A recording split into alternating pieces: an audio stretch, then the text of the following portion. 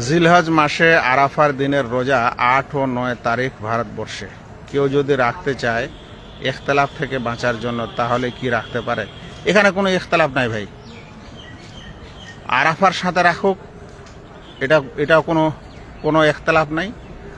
আর নিজের দেশের তারিখের সাথে রাখুক, এটাও কোনো ইখতিলাফ নাই।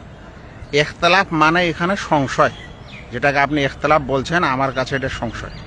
মানে সেই মানুষটা সংশয় পড়ে আছে, সৌদি আরবের আরাফা হচ্ছে সেটা সে জানতে পারলো, সেদিন রোজা রাখছে, রাখার পরও তার মনটা তৃপ্তি হচ্ছে না যে কে জানি এখন হবে কিনা, তাহলে একটা নিজের দেশের সাথে রাখি।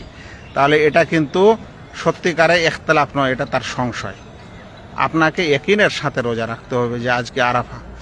হয় ওর সাথে ইয়াকিন বানান, নাহলে নিজের দেশের সাথে বানার পর আরাফার রোজা রাখেন।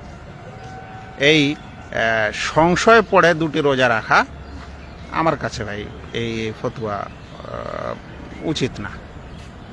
বারাকাল্লাহু ফিক। আমার কথাটা হয়তো বুঝতে পেরেছেন, যেটাকে আমরা বলছি ইখতিলাফ, কিন্তু আসলে না। এখানে হলো মানুষের অন্তরে সংশয় থাকা যে এখানে রাখলাম কে জানি হলো কিনা, তো আরও একটা রাখি। আপনি যেদিকে আপনি পড়াশোনা করে, আপনি ফতোয়া নিয়ে আপনার মনটা যেদিকে বেশি ঝুঁকে যাবে, আপনি সেই দিকে আমল করেন। আচ্ছা, বাকি থাকলো কোনো ব্যক্তি যদি একাধিক রোজা রাখতে চায়, তাহলে রাখতে রাখতে আরাফার রোজাও রেখেছে, তারপরে ও রেখেছে, মানে আরাফার রোজা রেখেছে সৌদি আরবের ওই এর সাথে, আর তারপরে একটা দিন বাকি আছে সেদিনও রেখেছে, মানে ও রোজা রাখতেই আছে এই দশকের ৯ তারিখ পর্যন্ত। তাহলে সে রাখবে, তার জন্য কোনো অসুবিধা নেই।